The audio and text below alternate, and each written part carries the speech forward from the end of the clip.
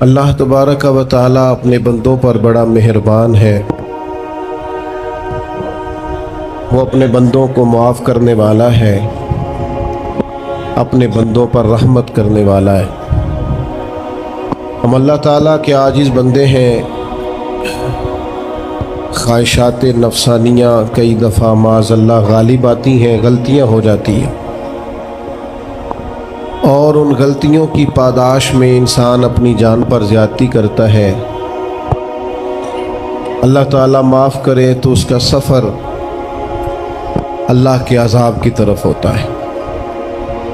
اب ہمیں یہ حکم ہے کہ ہم سب بار بار استغفار کریں، اپنے رب کی بارگاہ میں اس کے حضور توبہ کریں، اللہ سے معافی کے خواستگار ہوں۔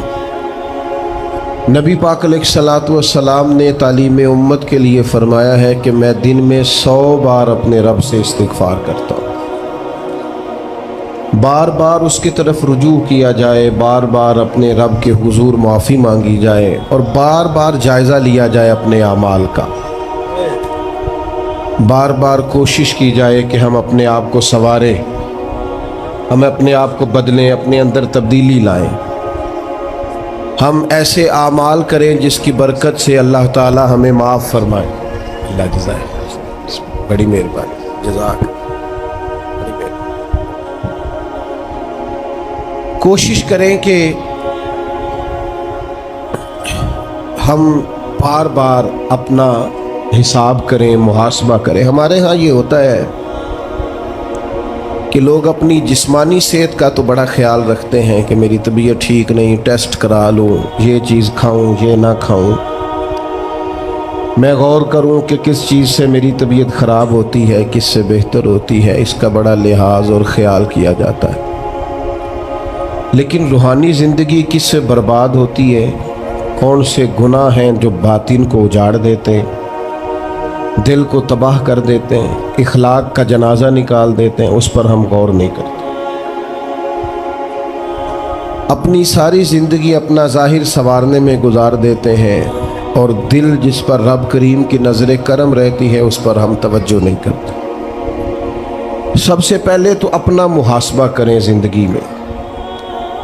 حضرت عمر رضی اللہ تعالیٰ عنہ ایک جملے میں بات بہت بڑی ارشاد فرما گئے۔ آپ فرماتے ہیں کہ اپنا حساب کرو اس سے پہلے کہ تمہارا حساب کیا جائے، پھر حساب کیا جائے گا تمہارا، پھر مشکل ہوگی۔ تو ابھی سے اپنا حساب کیا جائے۔ اب ان لوگوں کا معاملہ ہے جو دنیا سے رخصت ہو گئے۔ انسان خیر اور بدی اس کا مجموعہ ہوتا ہے، انسانوں میں نیکیاں بھی ہوتی ہیں، کمزوریاں بھی ہوتی ہیں۔ اب ہم میں سے جو دنیا سے رخصت ہو گئے ہیں، ان کے تعلق سے ہمارے کوئی ذمہ داریاں ہمارے ذمے بچتی ہیں۔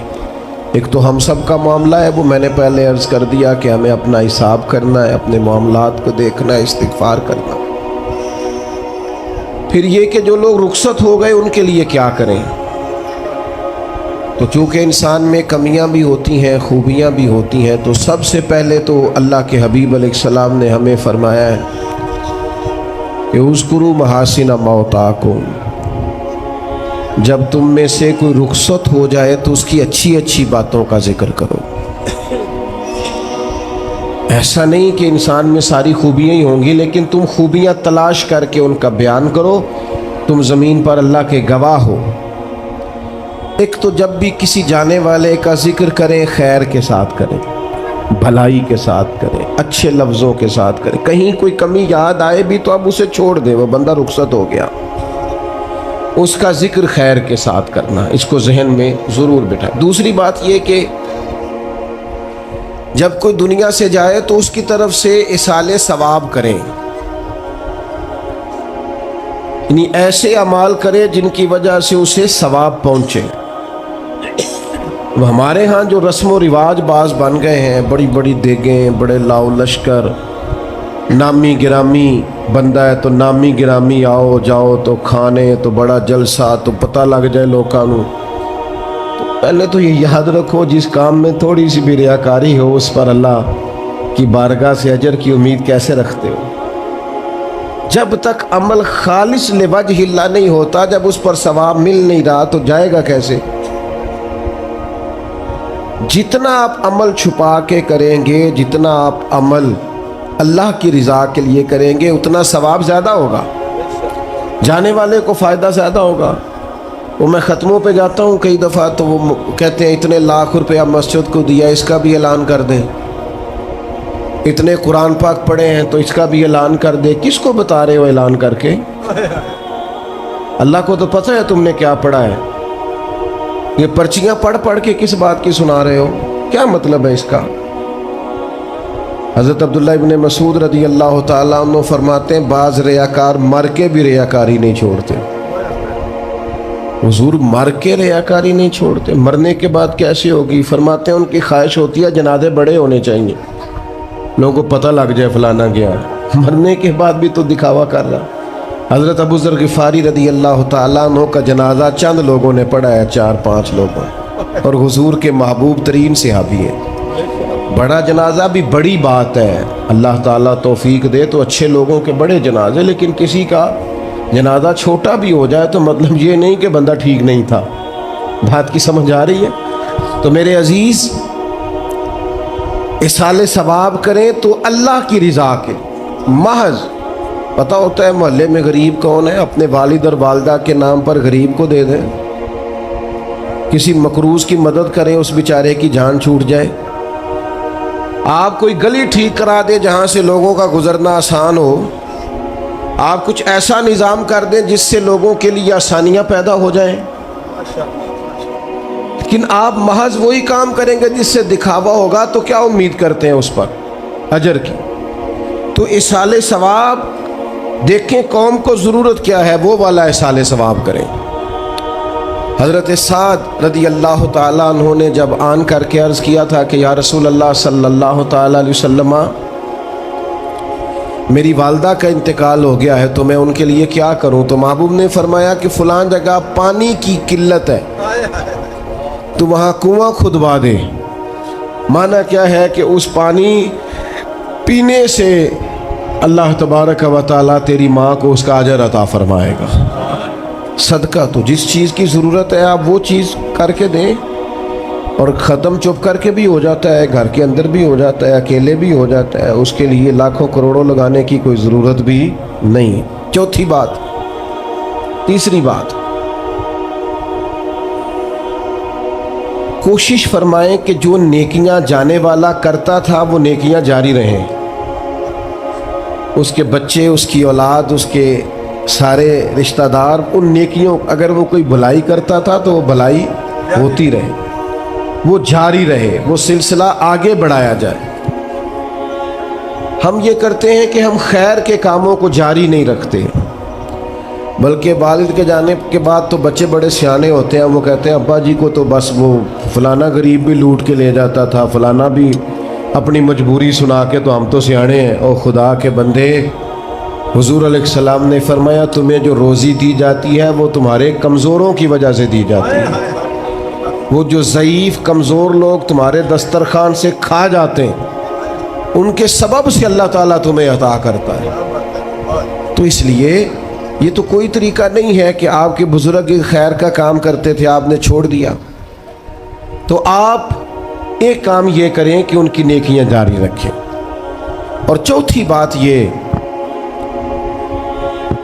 کہ ان کے لیے دعا کریں۔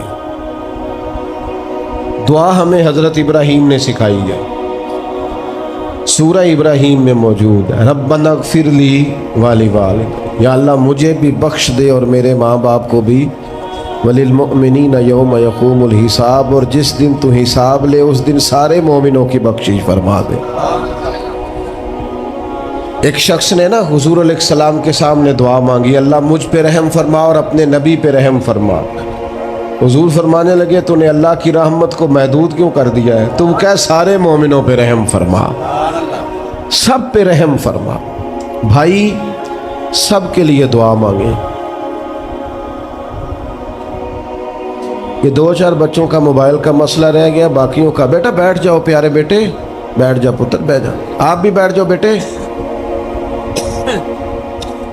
آپ کے آپ بیٹھ کے بنائیں، اس میں کیا حرج ہے؟ کھڑے ہوتے ہیں بیٹا تو پچھلوں کو دقت ہوتی ہے۔ سنو، زیادہ غور سے سنو، میں تھوڑی تقریر کرنے والا مولوی ہوں، لیکن یہ اللہ کا فضل ہے کہ میں اگر 20 منٹ بات کروں گا تو اس 20 منٹ کے اندر آپ کو 20 سبق ضرور حاصل ہوں گے انشاءاللہ تعالی۔ ہاں، وہ کوشش ہوگی کہ وہ جتنی بات ہے وہ تربیتی ہے۔ وہ بعض دوستوں کا خیال ہوتا ہے لمبی تقریر کرے، میں کیا ہوتے وہ بندہ کر سکتا ہے جنہیں ایک شعر ہی 20 منٹ پڑھنا ہوئے، اجے مزہ نہیں آیا، اجے دوبارہ پڑھو، اجے رل کے پڑھو، تو وہ تو پھر 1.5 گھنٹہ بھی کام چل سکتا ہے۔ تو جس نے ٹو دی پوائنٹ بات کرنی ہو اس کے لیے تو 10 منٹ بھی بڑے ہوتے ہیں، اور ویسے بھی تقریریں پیٹ بھرنے کے لیے نہیں ہوتی، عمل کرنے کے لیے ہوتی ہیں۔ اب تو میں ویسے بھی ذرا مصروف زیادہ ہو گیا ہوں، بہت ساری جگہوں پہ جا نہیں پاتا، تو ایک جگہ میں گیا تو ایک بزرگ مجھے کہنے لگے پچھلی دفعہ تسی 40 منٹ تقریر کی تھی سی، عید کی زیادہ کرنی۔ میں کہا 40 منٹ والی تے عمل ہو گیا جی۔ تو اگر تقریریں کانوں کی لذت کے لیے سننی ہے تو سنتے رہیں، پھر تو کئی راتیں لوگ جلسے سنتے ہیں۔ مقصود کیا ہے، نتیجہ کیا ہے؟ جو عرض کر رہا ہوں اس پر غور کریں، سب کے لیے دعا کریں۔ ایک بات خاص کرنے لگا ہوں، حضرت ابراہیم نے تو بخشش بھی سب لوگوں کی مانگی، حضور علیہ الصلوۃ والسلام بھی دعا کرتے تو امت کے لیے دعا کرتے۔ کبھی اپنے بھائی کے لیے بھی تو دعا کرو نا یار، اللہ تعالیٰ اسے بھی ذرا زیادہ روزی دے، بھتیجوں کے لیے بھی دعا کرو، بھانجوں کے لیے بھی کرو۔ توجہ ہے آپ کی میری بات؟ ادھر دیکھیں جی، غور کریں بات۔ ویسے دعا کرنی چاہیے کہ نہیں محلے داروں کے لیے کہ یا اللہ ادھر والا پڑوسی بھی امیر کر دے، تو ایس پاسے والا بھی ہنس دے ہو ہاں نہ نہیں کر دے۔ یہ دعا مانگنی چاہیے کہ یا اللہ میرے پڑوسیوں کو، نہیں آپ بول ہی نہیں رہے، تسا کتوں منگنی دعا؟ منگنی چاہیے نا، مانگتے ہیں ہم۔ ایسی ہوا چلی ہے کہ ہر شخص سوچتا ہے تمام شہر جلے بس ایک میرا گھر نہ جلے۔ او خدا کے بندے کبھی محدود نہ کر خدا کی رحمت، سب کے لیے مانگ اس سے، وہ بڑا کریم ہے۔ تو کیا یا اللہ سب کو دے اور سب کے صدقے ہمیں بھی دے۔ لیکن ہم نہ دعاؤں میں بھی اپنا ظرف اور حوصلہ بڑا نہیں کرتے، گنجائش پیدا نہیں کرتے۔ دیکھو داتا گنج بخش علی حجویری رحمۃ اللہ علیہ نے لکھا ہے کہ ایک بندہ نہ حج کرنے گیا تو ہر جگہ دعا مانگتا تھا، یا اللہ میرے دوستوں کو نیک کر دے، یا اللہ میرے دوستوں کو نیک کر دے۔ عرفات میں بھی، منا میں بھی، مزدلفہ میں بھی، بیت اللہ شریف کے پاس بھی، ہر جگہ یا اللہ میرے دوستوں کو اچھا کر دے۔ ایک بندے نے اسے کہا یار یہ عجیب دعا کرتا ہے تو، میرے دوستوں کو نیک کر دے، اپنے لیے بھی تو مانگنا۔ تو کہنے لگا اللہ کے بندے میں ہر وقت دوستوں کے بیچ رہتا ہوں، اگر وہ نیک ہو گئے تو میں بھی انشاءاللہ ہو جاؤں گا۔ ان کی صحبت میرے اوپر بھی اچھا اثر ڈالے گی چونکہ رہتا جو ان کے بیچ ہوں۔ ہمارا علاقہ امیر ہو گیا تو انشاءاللہ ہم بھی ہو ہی جائیں گے۔ لوگوں کے رزق میں برکت ہوگی تو ہمارے رزق میں بھی تھوڑا سا نا کشادہ دل کریں ہر معاملے میں۔ اور سنیں حدیث پاک، نبی کریم علیہ الصلوۃ والسلام نے فرمایا جو دعا اپنے بھائی کی غیر موجودگی میں اس کے لیے مانگی جاتی ہے نا، اللہ وہ دعا جلدی قبول فرماتا ہے۔ اور حضور فرماتے ہیں جب تم اپنے بھائی کی غیر موجودگی میں اس کے لیے دعا مانگتے ہو، اللہ تمہارے سرانے فرشتہ کھڑا کرتا ہے اور فرشتہ کہتا ہے مالک جو یہ اس کے لیے مانگ رہا ہے پہلے اسے عطا فرما۔ تو کیسی سعادت کی بات۔ لیکن سینہ کشادہ کرنا پڑے گا، دل بڑا کرنا پڑے گا، حوصلہ بڑا کرنا پڑے گا۔ جب تک دل، طبیعت، حوصلہ یہ بڑا نہیں ہوتا اتنی دیر تک لطف۔ حضور کی ساری امت کے لیے دعا مانگیں کہ اللہ جتنے خوش عقیدہ ہیں محبوب کے غلام سب کو جنت عطا فرما، سب کے لیے کھول دے دروازے جنت کے۔ دعا اللہ کی۔ اچھا پھر دعا مانگنی بھی ذرا ذوق سے چاہیے۔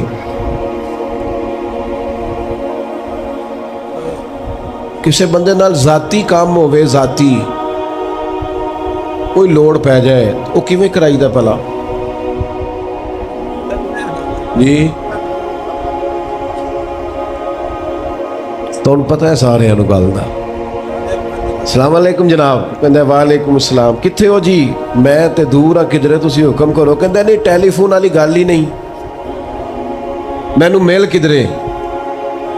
और रात को किसी वक्त कहता मैं 2 बजे आऊँगा, मैं जागना यार मजबूरी बड़ी है, तू भावें 3 बजे आ, मैं मैनू मिल के सौवी। फिर उसको जाके मजबूरी बताते हैं, कल्याण कस्में उठाते हैं, और ये भी उसको कहते हैं बार बार کہ میں سارے دوستاں سنگیاں ساتھیاں ساکاں نو آکھ بیٹھا تیرے تو بغیر گل کو نہیں سنی کسی بھی. پورا قائل کرتے ہیں اس کو، پورا مجبور کر دیتے ہیں مدد کرے. کرتے ہیں کہ نہیں ایسا لوگ؟ کرتے ہیں نا.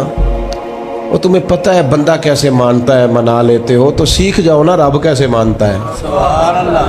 کبھی بیٹھو نا اکیلے مصلی بچھا کے اور کہو نا اس سے کہ مالک تیرے سوا کدھر جائے.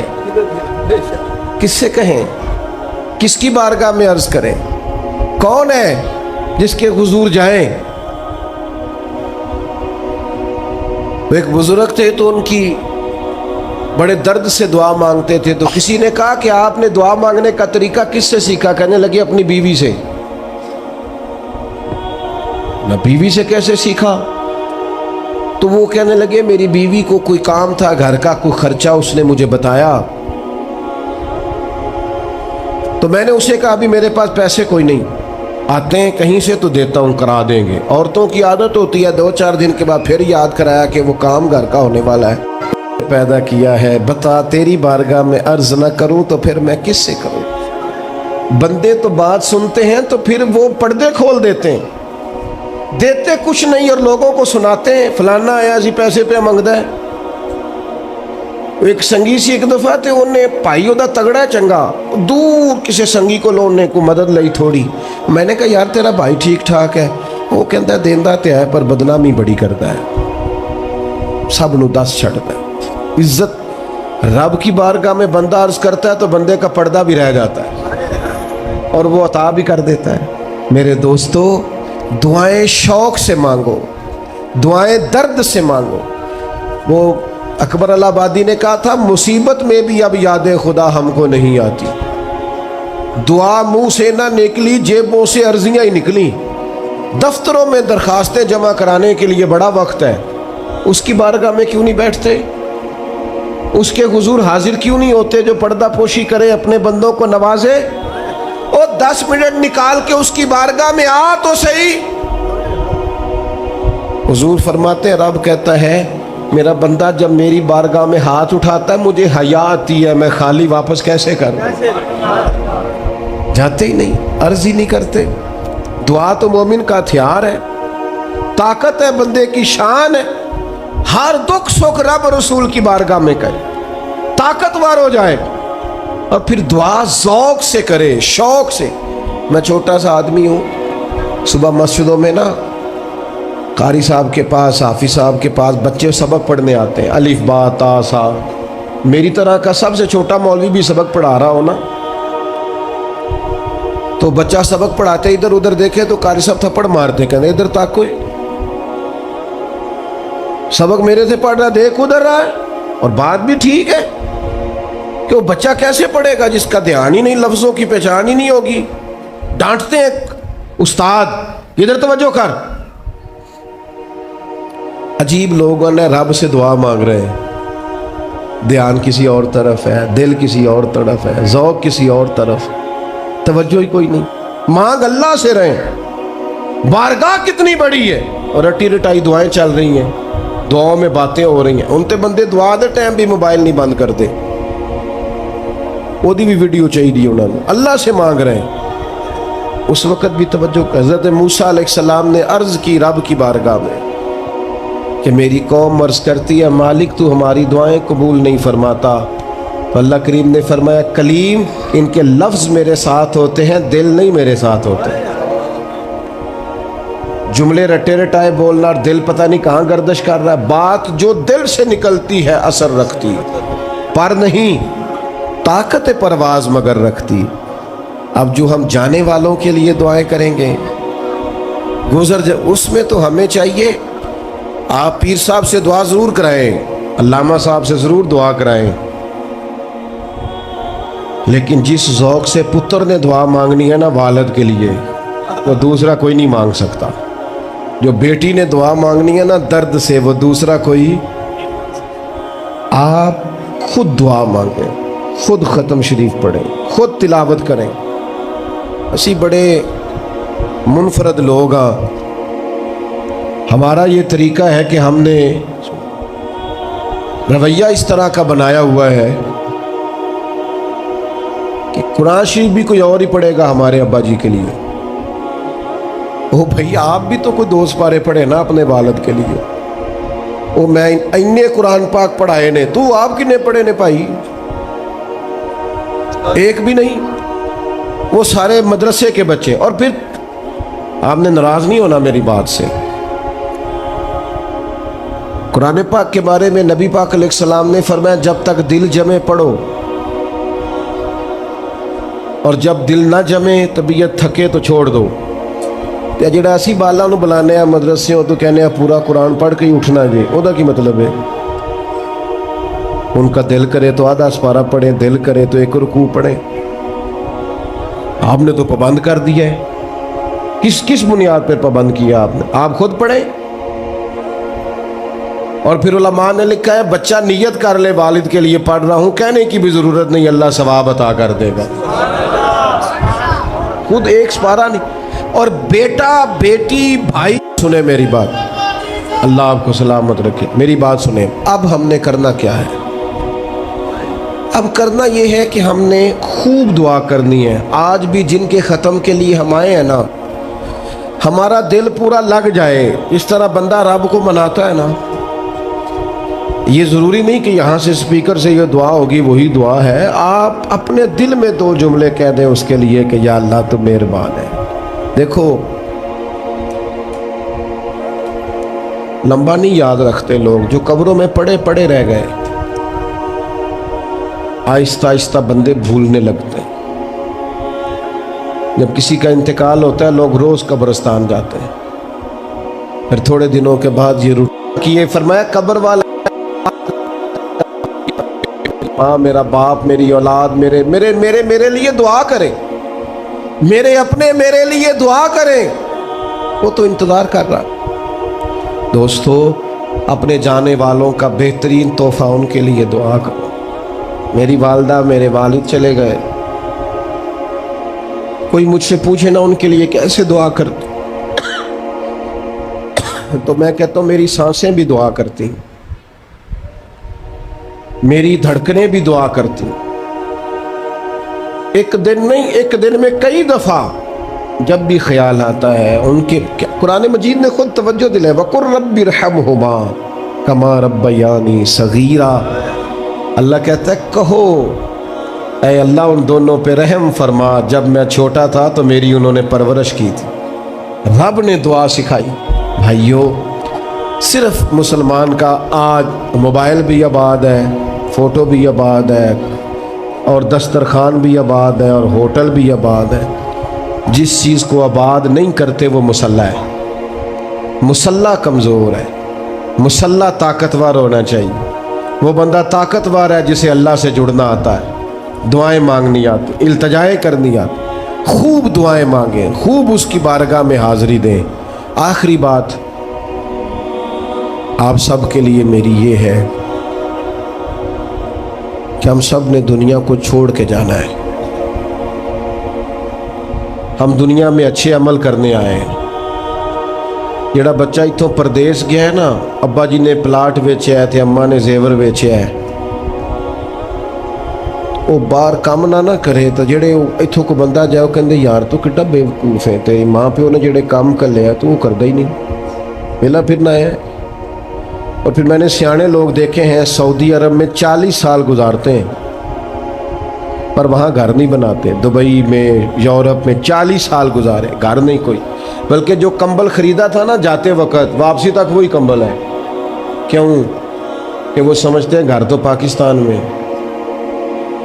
प्रदेश के लिए मेहनत, यहाँ घर बनाने का मकसद कोई नहीं। ओ मेरे दोस्तों, नबी पाक ने हमें फरमाया दुनिया में इस तरह रहना जिस तरह मुसाफिर रहते हैं। घर तो तुम्हारा जन्नत में, असल ठिकाना तो आखिरत का है। लेकिन हम सारी तबाही उतार रहे हैं, यहाँ फारिग फिर रहे हैं। آپ نے ناراض نہیں ہونا. ڈھیر سارے بندے بے نمازی ہیں اور بلا وجہ بے نمازی ہیں, کوئی وجہ نہیں.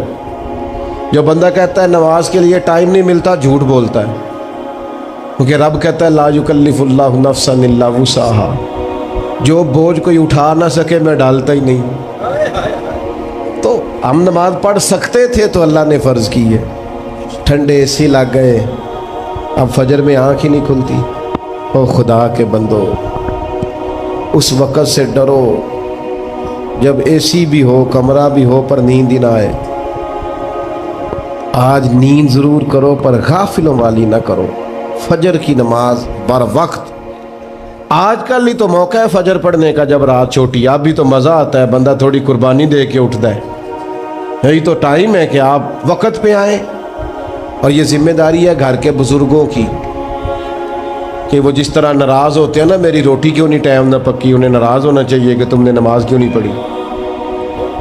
لیکن وہ ذات کے لیے ناراض ہوتے ہیں, دین کے لیے ناراض ہی نہیں ہوتے. اس پر ضرور توجہ کریں, بالخصوص اپنی نماز کا خاص. اور نوجوانوں سے کہوں گا, جو بندہ جوانی میں نمازی نہیں نہ ہوتا, بڑھاپے میں اس کے لیے عادت ڈالنا مشکل ہوتا ہے. ابھی سے نمازی ہو جاؤ, بڑا مزہ آئے گا, زندگی مینج ہو جائے گی. ہم تو بھائی ٹائم کے اتنے پابند ہی نہیں رہے. ساڈا تے ٹائم ہی ہے, زور تو پہلا زور تو بعد, عصر تو پہلا تے عصر تو, ہر چیز نماز کے ساتھ سیٹ ہے. بڑا مزہ آئے گا اگر اس کے ساتھ آپ کی زندگی ساری ترتیب پا جائے. دعا کرتا ہوں اللہ ہماری حاضری قبول فرمائے.